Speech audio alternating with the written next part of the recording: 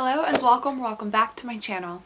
So one thing that people focus on when they ask you for advice when applying to CASPA is what were your CASPA stats?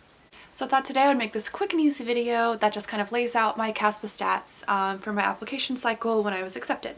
So I did apply this last cycle, 2019 to 2020. I applied to 4 schools and I ultimately got accepted to my top choice school. So GPA is probably the most asked thing, so I'll start with that first. So my science GPA was a 3.63, my cumulative overall GPA was a 3.75, and then my last 45 to 60 unit was a 3.9. So my top 2 school choices actually looked at your last 45 to 60 unit GPA, which is basically the last 45 to 60 units you've taken and the GPA from those units. So if your overall trend in your GPA is good, your senior year and your junior year you did better then your last 45 to 60 GPA would be higher.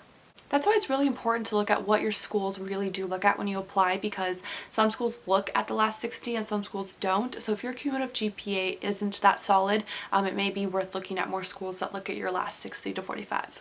So the science GPA that I told you, the 3.63, that was CASPA's calculated version of all of my science classes.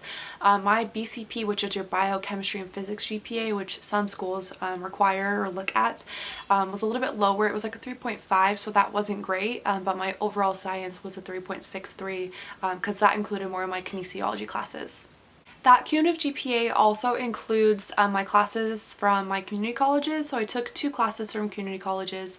So my SDSU, where I went to undergrad, that cumulative is a 3.74, but with those 2 classes that raised it up by 0.01. That is so sad that 6 full units only raised it up by 0.01, but that's okay. Okay, so for patient care experience, I had about 1,600 hours. So my main chunk was from my time as a CNA in a skilled nursing facility. Second was my volunteer time as a physical therapy aide at a clinic on my campus.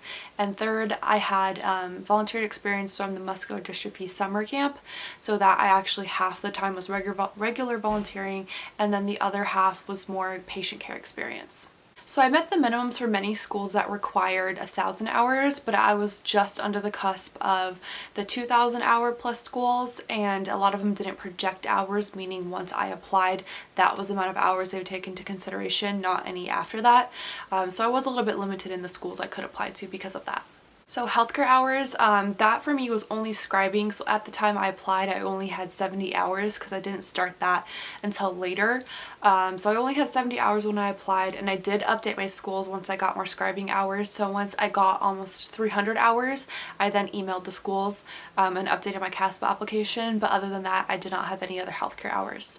So for volunteering, I had 300 non-medical volunteering hours. So that means like help the homeless type of drives, volunteering at walks like breast cancer walks, Habitat for Humanity, those kinds of volunteering events. I also had about 600 leadership volunteer hours. So that was like peer mentoring, president of the pre-PA organization, and other little leadership roles I had.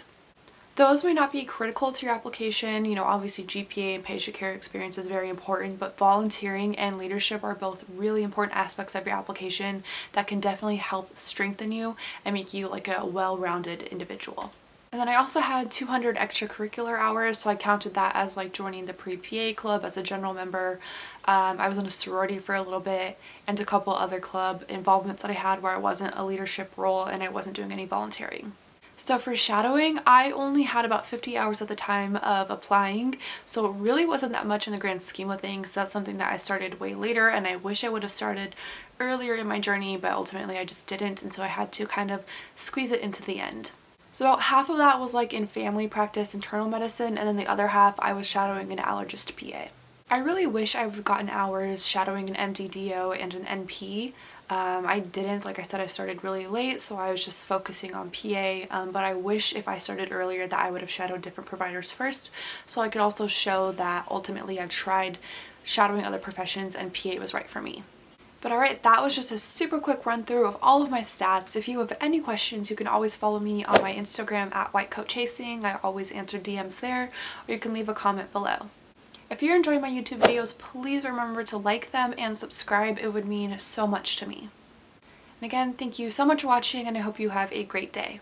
Bye.